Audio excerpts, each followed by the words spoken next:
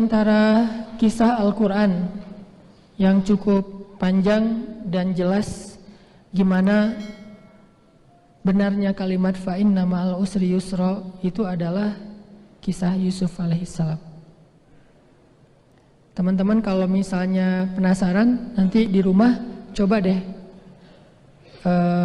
ulang-ulang surat Yusuf. Memang suratnya agak panjang, makanya baca mungkin beberapa minggu. Satu hari dapat satu halaman, dihayati dengan terjemah pastinya. Nanti teman-teman akan mengerti, ternyata benar ya.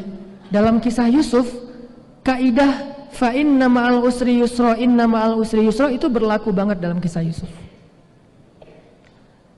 Dan kalau kita membaca kisah Yusuf sampai tuntas, kesimpulannya kita akan mengatakan, untung juga dulu Yusuf dilemparkan ke dalam sumur. Kalau dia nggak dilemparkan ke dalam sumur oleh kakak-kakaknya, mungkin selamanya dia hanya menjadi orang biasa di kampungnya. Tapi dengan asbab dia dimusuhi oleh kakak-kakaknya yang dengki, lalu dilemparkan ke dalam sumur yang dangkal, cuman untuk anak kecil susah naik ke atas, ditemukan oleh musafir, dijadikan budak, diperjualbelikan, masuk ke istana, terus ada fitnah cewek di istana, masuk lagi ke dalam penjara.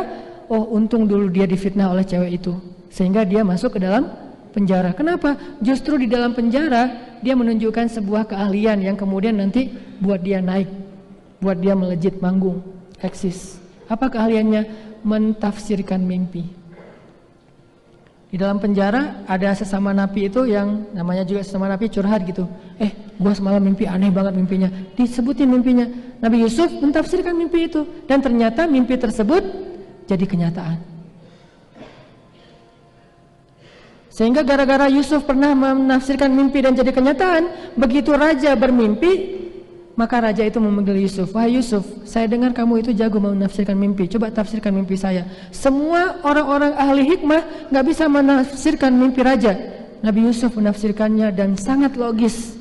Sehingga akhirnya setelah mimpi itu terbukti benar seperti tafsir Yusuf, Yusuf pun diberikan jabatan sebagai Menteri Kesejahteraan Masyarakat atau Menteri Ekonomi kalau sekarang.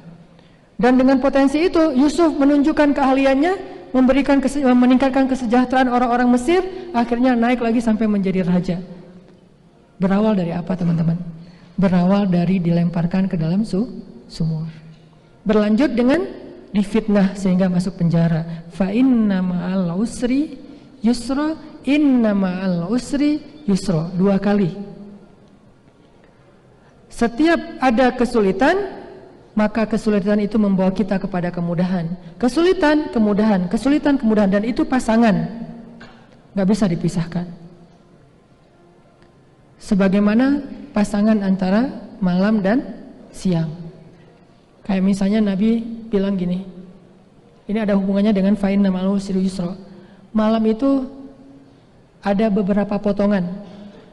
Ketika potongan malam itu sudah semakin larut, sudah semakin pekat, sudah semakin hening, sudah semakin sunyi, maka berarti malam itu mendekati waktu fajar. Makin sunyi berarti sudah mendekati waktu ayam berkokok, sudah mendekati waktu matahari terbit. Kalau masih ramai berarti baru maghrib. Maghrib kan ramai nih, riuh, orang baru pulang kerja segala macam. Isya orang keluar untuk ngopi bareng teman-teman, bareng keluarga, makan, cari jagung bakar. Isya jam 10 mulai pulang dari jalan-jalan keluarga, jam 11 mulai masuk kamar tidur, jam 12 mulai hening, kecuali yang biasa begadang atau yang ngerjain tugas-tugas yang belum selesai, tugas akhir segala macam. Jam 1 yang nungguin bola, jam 2, jam 3 bola selesai, udah ngantuk banget. Makin ngantuk berarti mendekati waktu fajar. Makin lelah, makin lemah berarti mendekati waktu fajar. Jam 3:30 atau jam 3 itu waktu yang hampir tidak ada lagi yang masih terbangun, terjaga. Semuanya udah pada tidur. Itulah waktu yang paling baik dan waktu itulah mendekati fajar. Apa filosofinya? Semakin sulit kehidupan seseorang, semakin dekat dengan pertolongan Allah. Semakin sulit keadaan seseorang, semakin baik waktu yang paling baik buat dia berdoa kepada Allah Subhanahu wa taala. Semakin sulit kehidupan seseorang, semakin dekat dengan sebuah jalan keluar. Jadi kalau kita ngerasa kesulitan kita biasa-biasa aja, ya berarti memang kita baru diuji. Jangan ngomongin pertolongan dulu di situ, ngomongin sabar. Lalu datang lagi ujian berikutnya, bertubi-tubi, 1, 2, 3, 4, 5 dan seterusnya. Pertama, ujiannya apa? Mata kuliah 1 nggak lulus. Padahal ini mata kuliah favorit banget. Kenapa ya bisa nggak lulus? 1. Yang kedua, ujian yang lain apa? Akhir bulan, kiriman belum datang. Yang ketiga, ujian apa lagi? Ada masalah sama teman, ada salah paham, akhirnya kita ditinggalkan atau jadi putus hubungan, live group segala macam lah. Yang keempat, nah ini yang paling susah nih, diputusin. Lengkap kan? Sempurna sudah ujiannya.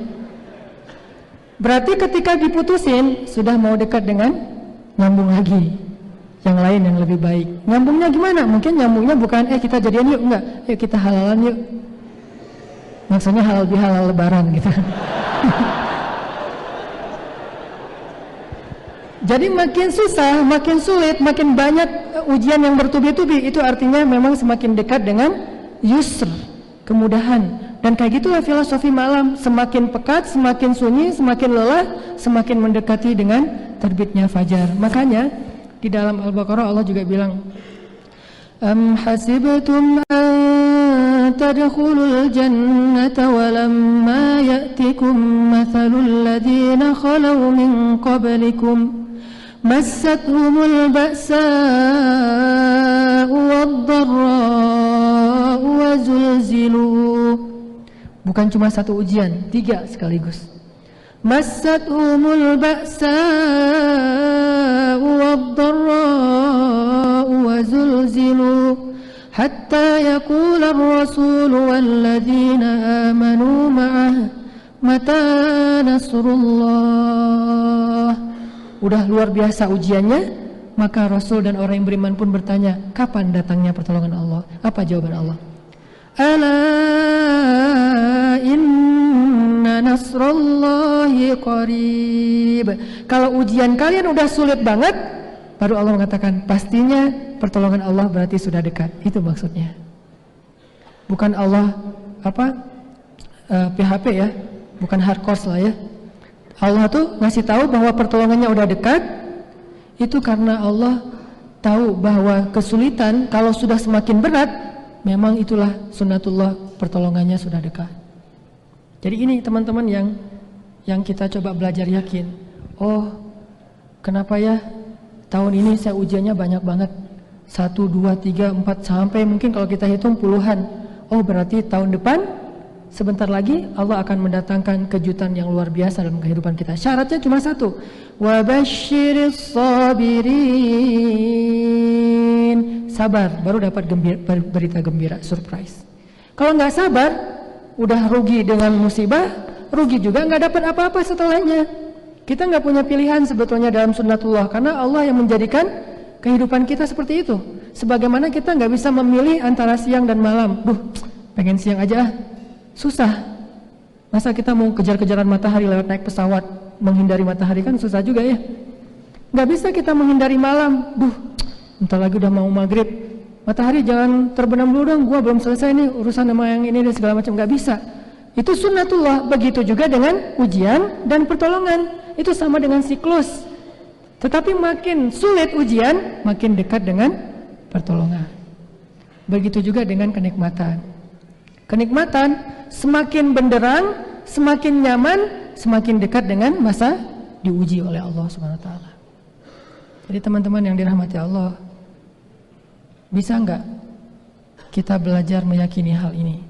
Fa inna ma'al usri yusra. Sehingga ketika dikasih ujian oleh Allah, kita hitung 1. Dikasih lagi ujian 2. Dikasih lagi ujian 3.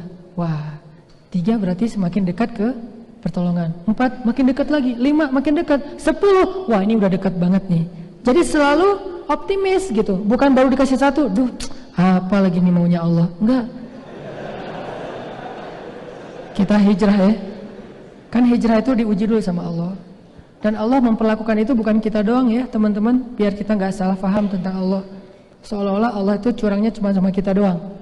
Teman saya nggak gitu, saya doang yang diperlakuin kayak gini. Enggak, ada orang yang lebih soleh dari kita diperlakukan hal yang sama. Baru hijrah, Allah uji. Siapa dia? Bilal bin Rabah. Bilal tuh sebetulnya hidupnya dulu tuh ya anteng-anteng aja, nggak ada masalah. Walaupun dia budak, tapi kan nggak pernah disiksa, nggak pernah dipenjara, nggak pernah diikat, nggak pernah ditindih dengan batu, nggak pernah diapa-apain. Cuman statusnya budak. Hidupnya nyaman, walaupun tidak berlebihan harta. Begitu masuk Islam, ketahuan pula, ini Allah yang mentakdirkan ketahuan nih sebagai ujian buat dia. Dia lagi sholat, ketahuan sama Umayyah bin Khalaf, ditangkap, diikat, disiksa, dicambuk dengan cambuk yang ujungnya tuh kayak kail gitu, sampai nyobek kulit dan daging, kelihatan tulang punggungnya. Wah, dicambuk berhari-hari, berminggu-minggu. Berarti ada yang lebih soleh dari kita pun, Allah menggunakan sunnah yang sama untuk melihat keimanannya itu benar atau hanya basa-basi. Siapa kita untuk merasa Allah harusnya langsung ngasih kita apresiasi?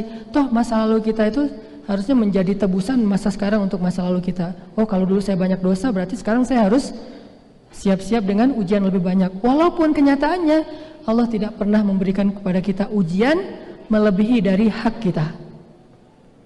Ujian yang kita udah dapetin itu teman-teman udah didiskon sama Allah. Itu yang kita belajar husnuzon. Gimana pun beratnya ujian kita, itu hasil diskon Allah tuh. Kalau nggak didiskon sama Allah, harusnya kita dapat ujian lebih berat dari itu. Kenapa? Karena kita layak mendapatkan musibah sebesar itu akan dosa-dosa kita di masa lalu. Kenapa cuma segitu? Karena Allah diskon. Dosanya 10, ujiannya 1. Kan kita buat dosa itu setiap hari dulu ya. Minimal apa? Ninggalin sholat.